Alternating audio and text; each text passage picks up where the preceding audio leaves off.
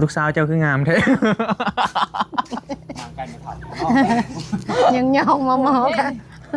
นี่บ่แบบเฮานี่ บ่ได้ก็ได้แล้วเนาะนางไก่กันปานนี้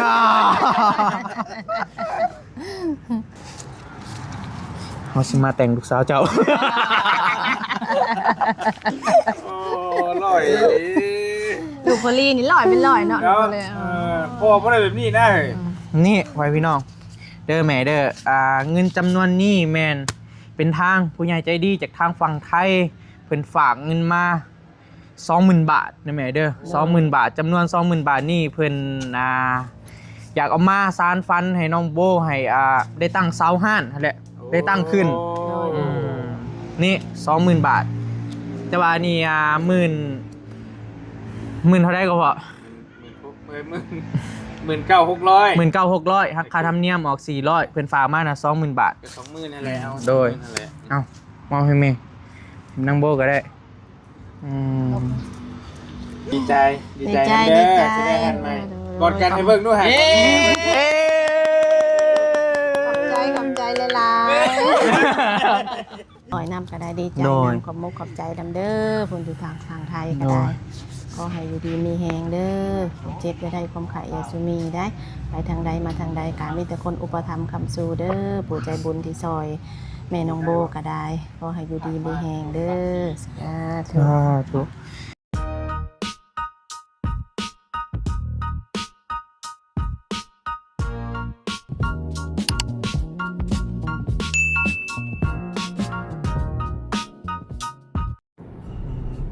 ไปพี่น้องศูนย์อีซูซุจะมาแป้งนี้อยู่ปะ ได้นะ2ด้านตายมัน 2 ล้านไปโอ้ยกระบาดพี่น้องเอามีแนวสิมาให้อยู่ ว่าจะดีนะเว้ย อ๋อดีเลย หลอกกันนะ ให้จะดีเลย มัน2 ล้านป้ายบ่ แม่น มัน2 ล้านป้ายมีอยู่20,000ตอนนี้ โอ้ 2 ล้านป้ายให้20,000เลยให้20,000 บาทเลย ว้าวแท้ เอาแท้และ โอ้ เห็นอยากได้ S26 กันนะ อยากได้ยูS6กันมัน20,000 บาท ให้เท่พวกนี่ให้ไพ่นี่ เจ้าคิดว่าเขามีเงินป่ะซะ กันเจ้าให้ไอ้ว่ามันบ่ง่ายปานนี้นะ อ้าวเนาะเขาเป็นคนง่ายๆเด้ บ่ผู้สาวพวกนี่ ไม่เมียเขาติว มีหยังน้องมีหยังนี่บ่จะดีกว่ามีหยังนี่ให้ครั้งนี้บ่1 2 3 4 5 6 7 8 9 10 11 6 7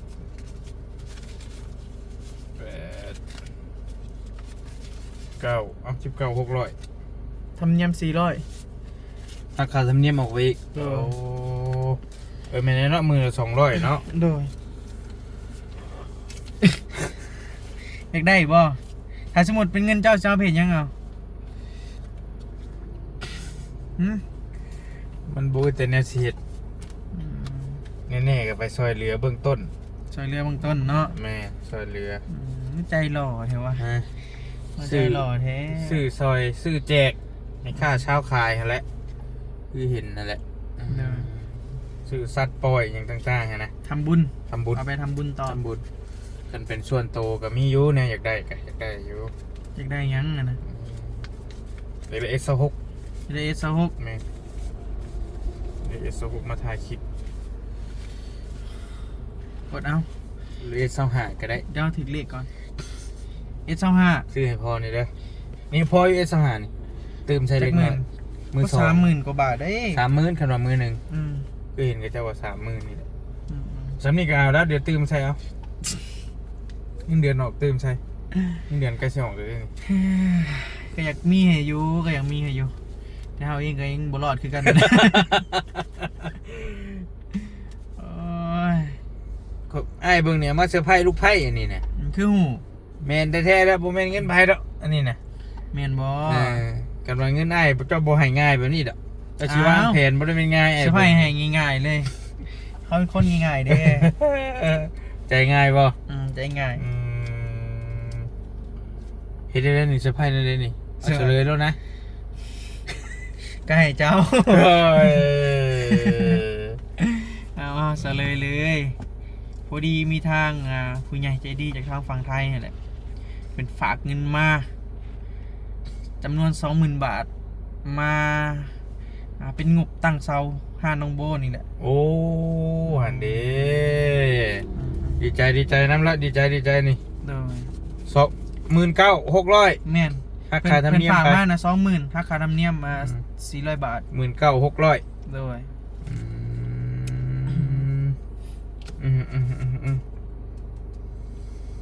คือสิได้ตั้งแล้วบาท ตั้งแล้ว ตั้ง แต่ว่า เลยเนาะ แม่ตั้งแต่ว่าได้จะตั้งเสาเทคานนั่นแหละ โดยตัวอื่นก็จังว่ากัน จังค่อยว่ากันเรืออยู่แล้วค่าช่างนี่ก็เรืออยู่นี่ โดยแม่นแหละ แต่ว่าเฮาเบิ่งก่อนอุปกรณ์มันสิขาดหยังหั่นนะ โดย เฮ้ทรายเจ้าก็มีแล้วตอนนั้นก็เนาะมีแล้ว โดย เออ หลายเติบแล้วแฮง คันเรือกะเก็บไว้ซื้อไม้ โดย ไว้สั่งไม้มาเฮ็ดโครงมันหั่นนะคันว่าสิเอาไม้กะคันว่าสิเอาเหล็กก็เอาซื้อเหล็ก เด็กนี่คือสิยากอยู่เหรอบ่า เอาไม้ก็ได้ สร้างจอดสร้างนั่นสร้างนี่เนาะ เอาไม้ก็ได้เป็นหยัง เป็นคือหัวเลยเนาะ แม่น สร้างบ้านเฮาเองอะนะ แม่นไม้นี่เบิ่งคันไม้เก่าแล้วยังพอได้กะ เก็บใส่กัน เก็บใส่กันมันจะบ่เปลืองหั่นนะ โดยอันนี้ก็เป็นผู้ใหญ่ใจดีทานเก่านั่นแหละ เป็นกระซอยซอยลายเด้ ซอยลายเฮง ซื้อแท็บเล็ตเนาะ โดย น้องโบ สิเป็นแสนบาทแล้วบ่นี่ บ่มันง่ายโอ้ดีใจ อ่า ดีใจน้ำลาย โดย เฮาสิเฮ็ดได้บัดนี้จะไพ่น้องเพิ่นได้บัดนี้ ก็ยังว่าแหล้วเจ๊กสิเซอร์ไพรส์แนวใดเซอร์ไพรส์ เอาแบบยืนให้เลยบ่ ตรงๆแล้ว เนาะ ไอ้เพิ่นนั่งกับแม่ เพราะเฮ็ดแจ็คสิเซอร์ไพรส์บ่ได้เฮ็ดทุกแบบแล้ว เฮ็ด เนาะ ทุกรูปแบบแล้ว อืม เอาแบบตรงไปตรงมาแล้วเอาแบ ถ้า บ เป็นคนตรงๆเนาะคนจริงใจ มักเข้าก็บอกตรงๆแล้ว ปะซะ เอาจับไว้จะไปบอก จับ แล้ว บ่ จับแล้วเซอร์ไพรส์ ไปรียืนให้แล้วเนาะ บ่ปานนั้นให้เพิ่นมานั่งกับแม่เพิ่นก่อนก็ได้ โดย แม่เพิ่นอยู่แม่นบ่แม่นไป ไปสปะ เดี๋ยวลงน้ำไป ไปพี่น้องเอากลับทักทายสบายดีเด้อพ่อพี่น้องเด้อทักทายสบายดีกันบรรยากาศค่ำๆเนาะพอดีกำลังว่าสีเดินทางเข้าไปสวรรค์กับทางพอลี่เนาะก็เลยพี่ทางผู้ใหญ่ใจดีเพิ่นฝากเงินมาหั่นแหละพ่อพี่น้องก็เป็นพอใจดีทานเก่าผู้ดีเพิ่นว่าเพิ่นซื้อเสาซื้อบล็อกให้น้องหลาเพิ่นนั่นแหละพอดีมื้อนี้ก็แห่กับทรายมันมาแล้วเดี๋ยวกำลังสิเกียมไปเซอร์ไฟอีกเพิ่นอยู่ในก็ไปเบิ่งก่อนเด้อปะไปตลาดโอซัน โบฮะแต่แรงคุณบอก ซื้อของกินเนี่ยเห็นจะกินซุปแรกกินมาเรื่อยเด้อ เอาเลยโอ้ยเนาะ แม่เราไปซื้อก่อน มีอะไรต่อไป มีหยัง โอเคเนี่ยเด็กกันยะมากินเมียงกันก็ กินเมียงก่อนเนาะ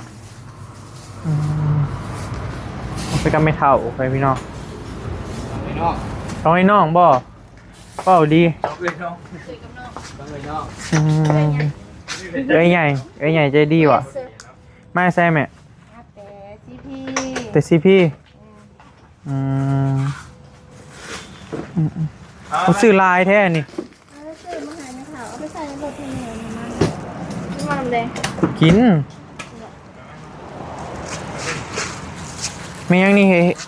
ซื้อยังแน่นี่ กินละเนาะ เฮ็ดยังนี่ เจโบสิสะพายเอาวะ เซอร์ไพรส์เฮาเซอร์ไพรส์ลายเลยสีเซอร์ไพรส์เฮาแทนบ่นี่ สะพายแนวกิน สีเซอร์ไพรส์ครับคักแล้วนี่เนาะ 30เอาไปเลย เออ เห็นอะไร หึ เห็นอะไร สัตว์ท่องอุ้มเข้าป่าเลยหญ้ามันซาได้ ลุงป้าก็เปิดทางไงกักนี่เลย เมื่อไปเจ้าไป สิห้ามได้ สิเมื่อก่อนเถอะยันตำรวจมา ยันตำรวจมา แจ้งตำรวจไป เช่นไงอนุญาตมันบอกไว้เปล่า เส้นใหญ่กับปีกก่อนเส้นใหญ่จะได้กับปีก ใหญ่ทำไรกะหรี่ทางก่อนบอก เนาะเราตำก็จะ ดีกว่าเขาเนาะ อยู่ได้หะ เส้นเป็นไงเด้ เส้นหมี่ที่กินหมี่คู่มือ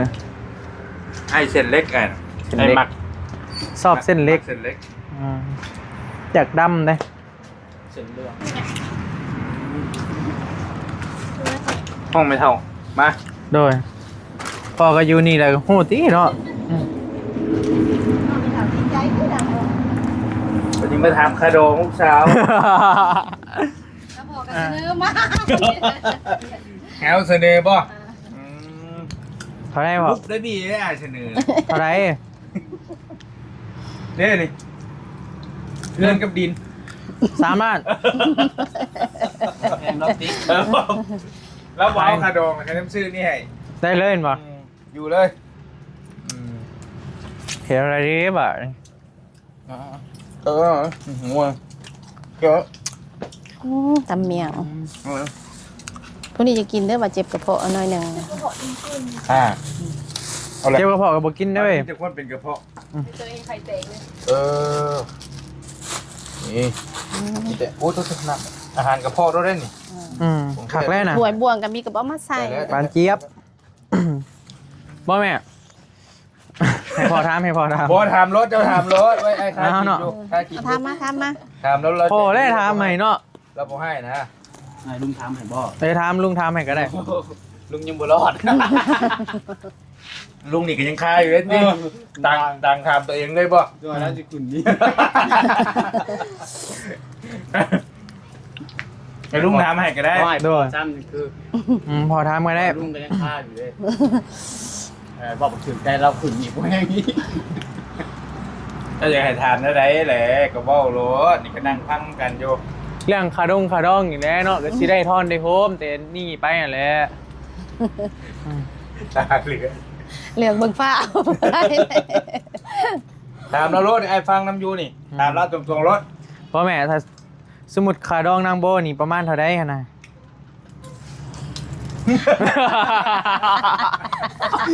เดี๋ยวเราคิดก่อนเรากำลังคิดอยู่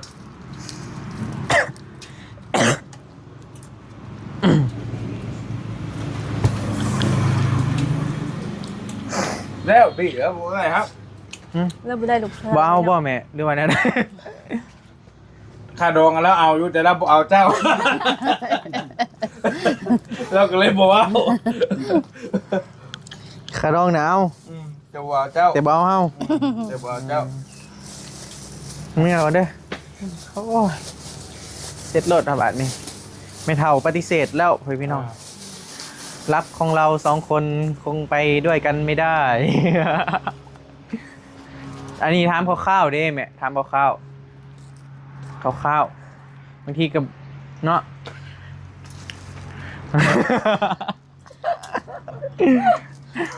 เราไปบ่เป็นเลยหาหยอกบ่ได้ว่าไอ้ดีเดี๋ยวนี้ หยอกแก้มมารี แค่มีดีเรามานั่งน้ำเลยได้บ่จุบดีได้พี่ แบบนี้เลย หยอกอลีเป็นไปเท่าเอาอลีปัจจุบันเอาลูกสาวไปเท่าเว้นอีกได้บาดนี่ฮะ เอาเนาะก็อยากหู้ไว้เด้เนาะก็สิค่อยๆเก็บหาเก็บซิป เก็บเทละ1,000-2,000กีบไปนี่แหละ บางนิ้วมันน้องหน่อยเด้เรา100,000 บาทจะถอยน่ะ ถอยเลยเพราะว่านี่สู่ใต้นะนี่นะ เขาก็บอกว่าแล้วจะไม่ได้เป็นอย่างกับลูกเราหรอก บอกว่าแบบถ้าสมมุตินะมือหนึ่งมีแบบเสียวพัวนะแบบนางโบเสียวพัวนะเมสิเอิญประมาณเท่าไรนะ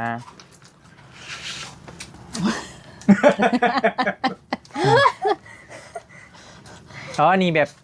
ตั้งหยอกกลิ่นกันนะทำหยอกกันนะ เอาแล้ว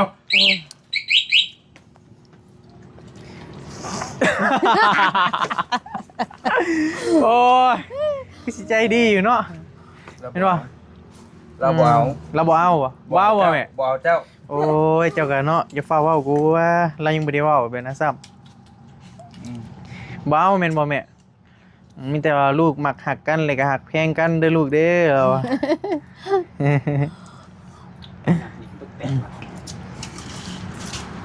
กินลงไปหรือกินน้ำตกคอ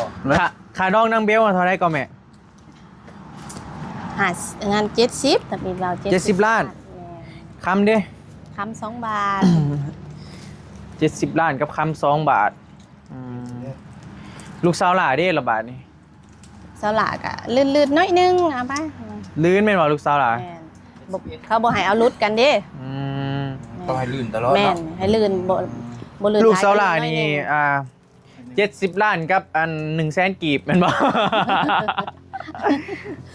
ลื่นในหนึ่งที ลื่นน้อยหนึ่งเอามันก็ลื่นเด้ ถามแล้วลื่นเท่าไหร่น้อยเดียวนึงได้เราบอกน่ะน้อยเดียว แม่แหละลื่นเท่าใดลื่นเท่าใดแม่ น้อยเดียว 10 ล้านกับ10 ลื่นหาลื่น10นี่แหละประ ลื่น มาณ หาลื่น อืม 10แม่น 75 ล้าน 75 ล้าน เออเท่าละเด้ พอก็เดาถูกเป๊ะเห็นบ่ เห็นบ่จักรโตแล้วบัดนี้ ต่อขึ้นต่อลงก็ว่ากันบัดนี้ เท่าใดเด้อบ่ ถามไปอีกมีคำบ่ มีคำบ่ คำก็มีแล้ว คำผู้นี้2 บาทเราอะ คำ2 บาท แต่ว่าผู้ลายขึ้นน้อยนึงเด้ขึ้นทุกอย่างได้กระโดดขึ้นได้พี่เอ้ย เพราะว่าเอื้อยซ้ำนี่น้องก็ต้องลื่นเอื้อยจักหน่อยบ่ให้มันลุกกันเด้ เท่าใดผู้หลาเท่าใด โอ้ไม่เท่าเว้าหลายผัดสินั่นเองหา เฮาเนาะจะจำเป็นแล้วเนาะเห็นได้หมักลูกสาวเจ้า ก็ กล้าดิเว้ยอร่อยดิ หมักลูกสาวเจ้าเนาะ ต้องไปเท่าคุยแล้ว ลูกชายบรีนี่กล้าได้นะ อร่อยดิเจ้ายอมแล้วยอมใจแล้วพี่เอ้ย ได้แนวพอ โปกไม่กล้าเลยโปกไม่กล้าเลยดิ เบลอะคำ2 บาทบ่แม่ แม่น โบได้ซะแม่ หากะลื่นครึ่งนึงให้ได้2 บาท 2 สลึง 2 บาท 2 สลึง เราก็ไปเอาลาแล้วเราไปขึ้นร้านถึงมันเยอะ โดยโอเคบ่พอ มักแท้ว่าหรอชาเป็นแท้บ่ โอ้เนาะบ่มักสิถามข่าวดองบ่เว้ย บ่แม่นสิมาโยกปั่นหัวไม่เท่าบ่ได้ เอาเลยได้การได้บัดนี้เจ้า เสร็จรอดบาทนี่เนาะ มันก็มีแต่สิมีมาจำไว้อยู่มาจำไว้เท่าไรมาจำได้เท่าไรต้องจำก่อนเท่าไร พอกันขายรถ ว่าได้จำไว้เนาะ ไปดาวได้บ่แม่ดาวได้บ่ ดาวลูกสาวแล้วบ่เดี๋ยวนี้จะไหน บ่มีแบบผ่อนจ่ายบ่ บ่แม่นรถจักรคือว่า จดก่อนจะซื้อสดรถ เอาไว้ได้เนาะบ่มีเงินเด้ซะ บ่มีเงินลูกก็ต้องเก็บต้องทอดเอ้าให้มันจุก เงิน มันจัง YouTube มา ก็ได้31เหรียญเดือนนี่ก็โอ้ยแม่บ่ต้องเป็นแม่บ่ต้องเป็นห่วงลูกสาวแม่เด้อจังได้ลูกชายคนนี้ก็เลี้ยงบ่กุ้มอยู่แล้ว ใครก็ได้1,000 บาทบ่ แล้วก็ได้1,000 บาท โอ้ย ถูกบริจาคลำบากกันนี้ก็เก่า คือผู้จักลำบากกันนี้ก็ ขอโทษ แซ่บลีเนาะ ได้นะ ก็อยากมืด จะกิน เว้ย เค็มหลาย สา เด้ ยไต อยากมืดอยากมืด รถนะลงไตตามมา โดย ทางนี้จะต้อง ทางนี้บ่นั่งนี่ก็คักกัน ไปนั่งตัวหินบ้าง เดี๋ยว บอก เดี๋ยว ว่า เดี๋ยวสิถามว่าผ่อนได้บ่นะแม่ ง่ายก็ได้ ไปได้ไหมเด้อครอบครัวของเรา วิ่งเลยวิ่งไปดังน้ำแต่คือ มาแม่เอ้ย เอามาลูกเคยกกก็มานั่งสิให้ลูกเคยหลา ดิจารานเคยบ่มามานี่ จังว่าตัวไม่เท่าดีใจมาจักแหละ เจ้าจีเห็นยังคือเป็นทางการแท้นี่พี่ ฮะ เจ้าจีเห็นยังนี่ มาต่อขาดองผ่อนใจ โคตรบ่ไหวแล้วพ่อโคตรบ่ไหวแล้วผม อดไว้แล้ว ปกตินั่นเรียนแบบนี้มันต้องมีแหละมันต้องมีแล้ว มียังไง คนละหาคนละ10เนาะ โอ้ก็ได้ได้นะ เข้าเรื่องเลยว่ารถ ลูกสาวเจ้าคืองามแท้ ทางการมาถ่าย ยังยองมาหมอกัน ยังบ่เคยเห็นเลย งามได้แมวบ่เมกก็งามได้เมกก็งามเลยถ้าเป็นลูกเคยเจ้านี่เจ้าว่านี่ได้อยู่บ่แบบเฮานี่ บ่ได้ก็ได้แล้วเนาะนางไก่กันปานนี้ จะบอกคุณสมบัติเจ้าก่อน คุณสมบัติเหรอ มีข้อดีแบบใด ขอดีบ่ลูกสัญญาว่าสิบ่ให้แม่ลำบากเลย ถ้ามีหน้าก็สิพาแม่ขายไปเลย สิพาแม่ทุกข์แบบ บ่ นี้ ให้เฮ็ดหน้าบ่ บ่ให้แม่เห็นหน้า ลูกสิพาขาย อืม มีนาลายอยู่ตีแม่ โอ้แม่บ่มีแล้ว บ่มีเลย บ่มีแล้ว บ่ได้มีเด้อ เพราะว่าบ่อยากเห็นแม่เฒ่าลำบากเด้ไว้พี่น้องพาขายนอกสวนเนาะ สายยา ขายบ่ใช่เอาบ่ เพราะว่านั่นเราก็ตัดตัวเลยเนาะเพราะว่าเช้าเราวันยังอยู่ มีสวนบ่แม่ มี จะมักต้องฮะ แม่น อืมเจ้าเมื่อยบ่จะไปสวน ก็บ่เมื่อย แต่เฮาบ่อยากเห็นเจ้าเมื่อยแหล้วเฮาว่าขายแล้วนะเนาะแม่เนาะ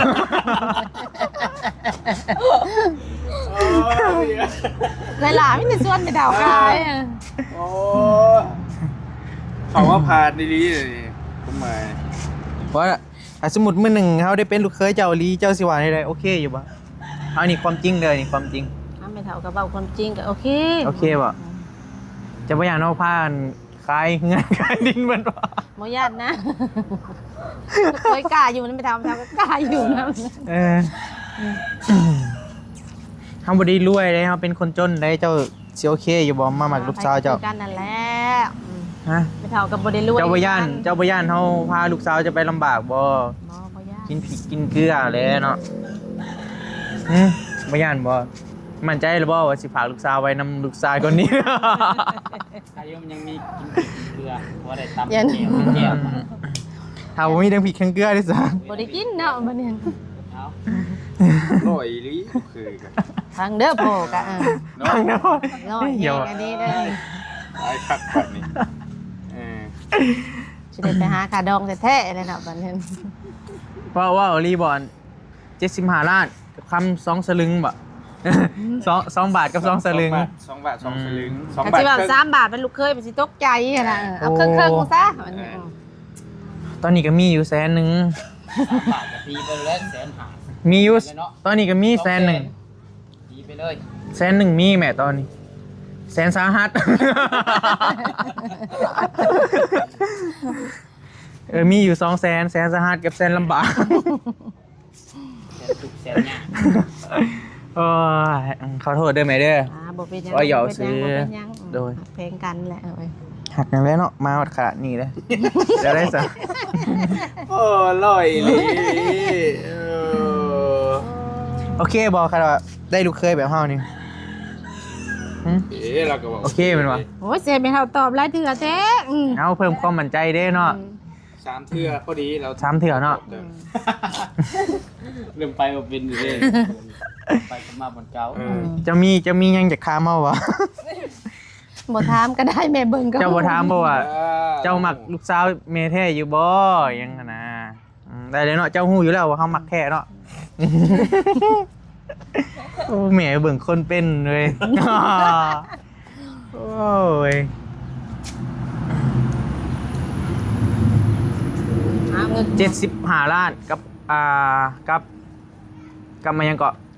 คำ2สลึงเนาะ 2 บาท2 เอ สลึง อ2 บาท 2 บาท 2 บาท ครึ่ ครึ่ ง ง 2 บาทครึ่ง โอเคเดี๋ยวพอเด้อ โอเค อืมเจอแล้ว หู้ ทำหูแล้ว พอกับหูแล้วว่าพี่น้อง เจ้าหาอีกเจ้าเด้อ โอเคมาว่าหยอกเด้อว่าพี่น้องเด้อเดี๋ยวเป็นงานเป็นการจบบ่านี่แม่นี่เฮ็ดเวียกโรงงานเนาะแม่เนาะ แม่น ตอนนี้ก็เพิ่นสิให้หยุดแล้วแม่นบ่ แม่นยังประมาณ เสียยุทธแล้ว 2 เดือนนี่แหละก็ โด สิ ย เบิดแล้วเวียกก็ได้ แล้วไปเฮ็ดไสต่อบัดนี้ ก็ยังบ่ฮู้เด้ ยังบ่ฮู้ เนาะยังบ่ฮู้เทื่อเดี๋ยวนี้ฮะถ้าเพิ่งแล้วเวียกแล้วงานเพิ่นแหละจังสิหาเวียกงานเฮ็ดใหม่ โดยก็คือแม่เพิ่นนี่เฮ็ดเวียกโรงงานเด้อพี่น้องเด้อเฮ็ดเวียกโรงงานยาสูบมาแหละตอนนี้ก็มันเบิดใบยาแล้วเนาะแม่เนาะ แม่นใกล้สิ เบิดใบยาแล้วแล้วก็ ถ้าว่าเบิดแล้วก็เพิ่นก็ให้เซานะคือแม่เพิ่นก็วางเวียกไว้พี่น้องอันนี้ก็ถ้าสมมุติว่ามื้อหนึงเนาะแม่สมมุติว่ามื้อหนึงมีห้านเนาะมีห้านก็พอสิมีอาชีพที่ว่าค้าขายนั่นแหละพอได้อยู่ได้กินจุนเจือครอบครัวเนาะแม่เนาะแม่นบ่ถ้าว่าเฮามีห้านหลังหนึงขึ้นมานะห้านดีๆมีครบเบิดทุกอย่างเลยก็ขายพอได้ขายเนาะแม่เนาะมันก็พอได้ขายแม่นบ่ พอได้ขายอยู่ ก็คือความฝันของครอบครัวนี่นะของครอบครัวน้องโบหรือว่าของแม่นี่ก็อยากได้ห้านเพราะพี่น้องอยากมีห้านขายเครื่องเป็นของตัวเองนะเพื่อจะ เป็นแหล่งทำมาหากินเลี้ยงชีพจุนเจือครอบครัวแหละเนาะแม่เนาะ แม่น เพราะว่าตอนนี้ก็ถามว่ามันดีบ่มันก็คือฮู้แหละเนาะเราขายกันเนาะถามเราว่าบางมื้อก็กำไรบ่ฮอด100 บาทซ้ำบางทีก็20,000 30,000เราเอานะกำไรนะ เครื่องมันก็บ่หลาย เครื่องมันบ่หลาย โดยรวมแล้วเบิ่งนี่นะแบบทำเลหยังต่างๆก็โอเคเด้มันแคมทางใหญ่เลยก็ แม่น มันเขตนี้มันก็เป็นเขตเศรษฐกิจอยู่พ่อพี่น้องถ้าว่าเฮามีห้านที่ว่ามันใหญ่มันมีครบทุกอย่างก็น่าจะตอบโจทย์กับลูกค้าที่ว่าเพิ่นอยากมาซื้อนั่นแหละอันนี้เพิ่นมาถามมันยังก็บ่มี แม่น เฮาเป็นเฮาก็เนาะมันก็บ่มีได้ฮู้อยู่แล้วว่ามันบ่มีนะก็สิมาให้หยังหั่นน่ะถ้าว่ามามันมีครบทุกอย่างมีเลยก็มันก็พอได้ขายได้ตามที่ว่าเฮาเบิ่งขณะนี้เราก็พอได้ขายอยู่เนาะ แม่น น้ำปั่นบางทีก็สิบไปจอกกับมีเราเอานะข้าวต้มขนมกับปลาป่นกันไปแหละพอพี่น้องกำไรเล็กๆน้อยๆก็พอได้เงินซื้อมาพริกแป้งนัวเราก็เคยทำในตู้แล้วถ้าว่ามื้อหนึ่งถ้าว่ามีห่านขึ้นมางามๆเนาะห่านแบบนางโบอยากได้แหละแบบนางโบอยากได้ก็แม่ก็อยากขายของกินน้ำเป็นบ่ แม่นอยากกินของกินข้าวต้มขนมขาย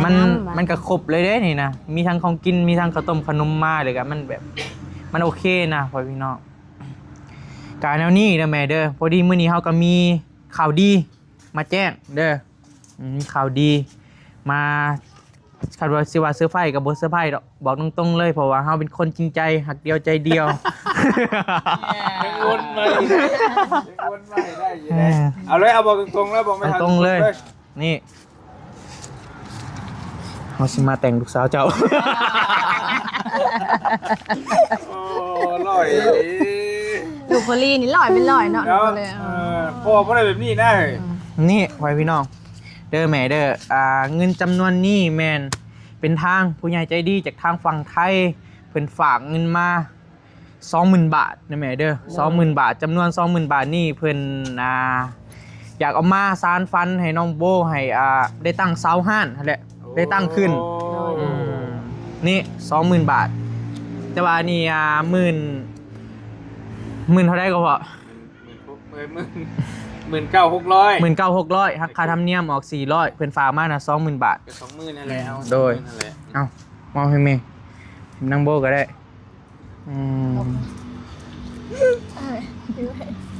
ดีใจ ดีใจ เด้ ดี อ ใจ สิได้หันใหม่กอดกันให้เบิ่งด้วยฮะ ขอบใจหลาย ยังอยู่ตัวยังคนนอกอยู่ยังอยู่ยังบ่ได้แต่ง อย่าบอก ตกแต่ดีกว่าเนาะ ตายแล้วจ้ะกันใหม่ ดีใจ ๆดีใจเด้อสิความฝันลูกสาวก็สิเป็นจริงเนาะ ไปแล้ว คุยกันเลยบัดนี้บ่ฮู้แน่ว่า พี่ดาวดีใจ กันแล้วนะแหละเด้อแม่เด้อมีแต่เฮาก็สิร่วมกับสร้างต่างๆนั่นแหละก็สิดำเนินการในไวๆนี่แหละพ่อพี่น้องเพราะว่าคือฮู้แหละเนาะ เพราะว่าเฮาก็มีงบเพียงพอแล้วนะอันนี้ก็งบนี่มันก็สิพอแต่ตั้งเสาเด้อแม่เด้อกับซื้ออุปกรณ์เล็กๆน้อยๆแหละยังบ่ถึงขั้นที่ว่าแบบสิบุมบั่มสิแล้วเลยนะมันยังหลายแฮงเพื่อเฮาสิเป็นเฮือนมันก็ซ้ำเฮือนนั่นแหละ มัน นะ ก็เติบหนึ่ง แม่น ลูกเอ้ย เพื่อสิเป็นเฮือนหลังหนึงนี่โอ้มันเงินหลายพ่อพี่น้องแต่อันนี้ก็โอ้ยเนาะสาธุเลยเนาะแม่เนาะ สาธุและเพิ่นซอยนำก็ได้ดีใจ โดย นำขอบมุกขอบใจดำเด้อเพิ่นอยู่ทางไทยก็ได้ โดย ขอให้อยู่ดีมีแฮงเด้อเจ็บจะได้ความไข่ยาสุมีได้ไปทางใดมาทางใดการมีแต่คนอุปถัมภ์คำสู่เด้อปู่ใจบุญที่ซอยแม่น้องโบก็ได้ขอให้อยู่ดีมีแฮงเด้อสาธุ สาธุอันนี้ก็ยังบ่ทันว่าสิอะยังหั่นน่ะแม่ก็อันนี้งบนี่มันได้แต่ตั้งเสาเด้อแม่เด้ออาจจะตั้งเสาขึ้นแต่ว่าต้องรวมกับแม่ตู้ก่อนแม่นบ่ประตูแม่ตู้บ่ว่าเราโอเคบ่ถ้าสมมุติว่าบางทีเนาะเพิ่นอาจจะซอยเฮาได้แต่ซ้ำนี้หั่นนะมันก็สิได้แต่ตั้งเสาขึ้นมาแบบเยิ่งๆหั่นนะก็จังว่ากันอีกเพราะว่าอันนี้ว่าง่ายๆก็คือแบบเคสที่ว่าเฮาไปช่วยเหลือหั่นน่ะแบบเขาเจ้าบ่ได้มีแบบนี้หั่นนะเพื่อนพี่น้องแบบมีเท่าไปเฮ็ดให้กันงบเบิดก็มันเป็นเสาซี่ขึ้นมาก็ ก็บ่ซีเรียสหั้นนะแต่ว่านี่แบบเราก็มีห้านของเราดีๆแหละมื้อหนึงแบบเอามาม่างของเราถิ่มเลยนะแล้วเฮ็ดแทนเราบ่ได้นะอันนี้มันก็แบบมันสิบ่สบายใจทั้งสองฝ่ายแม่นมันเป็นบ่อนทำมาหากินของเราเด้อันนี้ก็เดี๋ยวสิลมกับเราตื่นว่าเราโอเคบ่ในจุดนี้หั้นนะถ้าว่าเราโอเคก็โอเคหั้นนะลูกก็สิให้สร้างมาจัดการเลยเพราะว่าลูกก็บ่กล้าการันตีว่าเฮาสิเฮ็ดให้จนแล้วจนยังเด้อนะเฮาก็อันนี้มันก็แล้วแต่บุญเฮาแหม แม่น ถ้าเฮาบุญเฮาหลายเฮาก็ได้งามๆเป็นห้านเป็นริมาร์ทอิหยังเลยก็จะเคยเห็นมาก็คือฮู้แหละเบลก็ฮู้ว่าไปนำกันนะเพื่อเฮาสิอันนั้นเนาะว่าเพิ่นก็ว่าง่ายๆก็มันบ่แม่นอันเฮาเองหั่นนะเพิ่นซอยเฮาน่ะแหมว่าเงินในทงเฮาเองเฮาฮู้ว่าได้สำนี้เฮาก็เฮ็ดเลยนะ มันจะยากหน่อยนึง เข้าใจโดด มีแต่แม่ก็ลมปรึกษากับทางพ่อตู้กับแม่ตู้ตื่มเด้อแม่เด้อว่าเพิ่นโอเคบ่ในจุดนี้นะถ้าว่าเพิ่นว่าบ่โอเคก็มีแต่เฮาก็สิท่าแบบงบท่างบกะว่ามันพอหลังคาหยังก็จึงเฮ็ดเลยนะแต่อันนี้มันตั้งเสาขึ้นได้แล้วอันนี้เงินนี่ตั้งเสาเทคานขึ้นได้แล้วแต่ส่วนมุ้งนั่นแหละมันสิไปนักน้ำโคงมุ้งนี่ก็พอรีว่าเคยเฮ็ดแต่ละเทื่อก็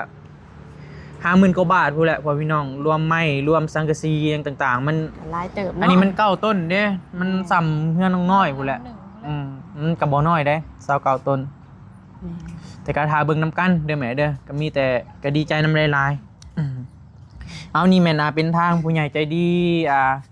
ทานเก่าเด้อโบเด้อผู้ที่เพิ่นซื้อแท็บเล็ตแล้วก็ซื้อเซาซื้อบล็อกซื้อโอ้สิเป็นแสนบาทแล้วเพิ่นซอยนี่นะฮะก็มีแต่ทางน้องขอบคุณเพิ่นนั่นล่ะเด้อโอเค ก็ขอบคุณเด้อที่สวยจนมาหอนเมียนะ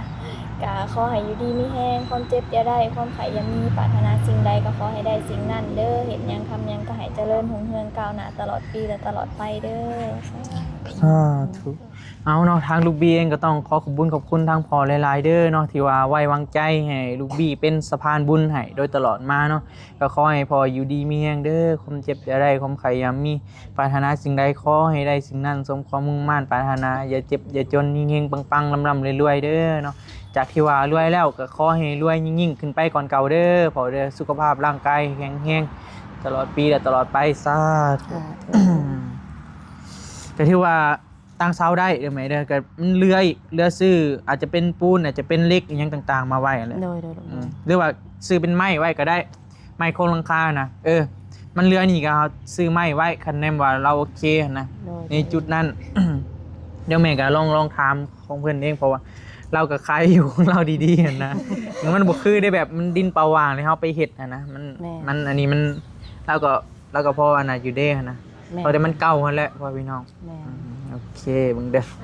ตัดเดี๋ยวไปจากโอ้ยโทรศัพท์นี่ก็เนาะพ่อก็จังมือได้สิซื้อ17 Pro Max ให้ได้อยู่ยังได้อยู่เป็นได้ความรู้สึก ก็ดีใจแล้วนะลุงเนาะมีคนมาซอยสู้ก็ได้ โดยดีใจนำไม่ลายแม่ ใจ ก็คือแนวหน้าเลยเด้อแม่เด้อเรื่องว่าวนั่นแหละมีแต่ลมกับแต่ก็ลมคร่าวๆแล้วเราก็ว่าโอเคนะแต่กับแม่ลมตึมอีกก็ได้แล้วแม่สิลมเพิ่นเอง โดยบล็อกนี่คือสิแล้วเบิดเฮือนแล้วมันยังคิดนำหลังคาแหละถ้าว่าได้หลังคาให้เราก็เรื่องกอเรื่องหยังก็จึงว่ากันใหม่อยากได้หลังคาน่ะตอนนี้โดยโอเคเด้อแม่เด้อเดี๋ยวไปแยกต่อก่อนพอดีฟ้าวๆเนี่ยพ่อแม่พี่น้องโอเคปะสำหรับคลิปนี้ลำลาเด้อพ่อแม่พี่น้องเด้อขอบคุณหลายๆที่ว่าติดตามและให้กำลังใจบ่าวบี้เด้อตลอดมาเดี๋ยวพบกันที่คลิปใหม่สบายดีเด้อไปบ๊ายบายไปก่อน จ้า